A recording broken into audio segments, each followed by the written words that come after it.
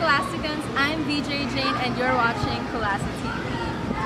So first of all, I would like to thank you for watching our very first episode and I hope you'll watch us until the very end. So every year, the Student Council organizes a venue wherein students and admin can face each other and the students can voice out their feedbacks to the admin. For this year's Tapatan, it was held last November 25 to 26 here at the Kanimerka Hall. Dean Ching kickstarted the afternoon's event with her opening remarks, which was followed by the updates from SAO by Dean Rebecca Marquez and Professor May Rafanan. After them, Ms. Carbon from the Registrar's Office also said a few words. And of course, after, representatives from PACS, Ms. Hannah Bangan and Ms. Arabelle Omar gave updates regarding the yearbook and of course, the very exciting graduation picture.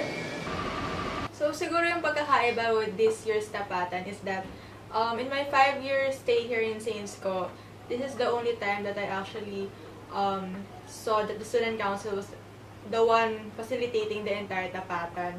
Meaning, yung Student Council officers were actually the one who were entertaining the students' queries, suggestions, we will also send letters to all the entire offices of a summary kung ano yung mga lumabas ng Tapatan, as well as we will also ask the different offices to actually give us responses in paper of what their views, opinions regarding the student's query.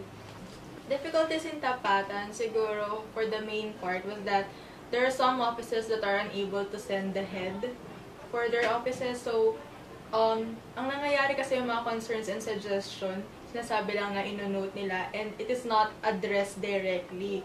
Kasi minsan, yung mga napapadalang representative is not entirely aware dun sa, in an extensive way, dun sa lahat ng activities or nangyayari dun sa office na yun. So, yung mga concerns and suggestions ng student, hindi siya properly addressed. That's why the Student Council is actually looking for answers now for the different offices. Kaya ipopost na namin siya sa Student Council Board. Kasi for the Student Council, we found it na for some of the questions of the students regarding Tapatan, hindi siya well answered during the event. So we want to have it written on paper. I think good thing siya kasi malalaman ng mga deans yung mga hinain ng mga estudyante, tsaka malalaman nila yung mga problema na nararanasan ng mga estudyante at paano ito mai-improve. It's a good thing that we have Tapatan kasi students were given a chance para i-voice out yung mga problems na nakikita nila in school. Pero yung based on my observation nga lang, yung mga na-voice out na mga problems is pareho din yung mga problems din na sinasabi in the previous Tapatan. So parang wala siyang nagiging answers dun sa mga problems na yun. This year's Tapatan, I think it's good in general that Saints Co holds a Tapatan because in other schools, wala naman nangyayari ganito, walang outlet for students to voice out their concerns na ma-address ng admin.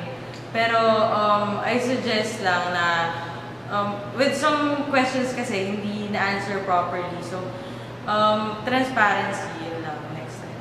So anyone who's been passing through the gate 1, the new security procedures might have come as a little bit of a shock. Bags are checked as you enter the campus and as you leave the campus. And of course, bringing in gadgets has been a lot more stricter than before.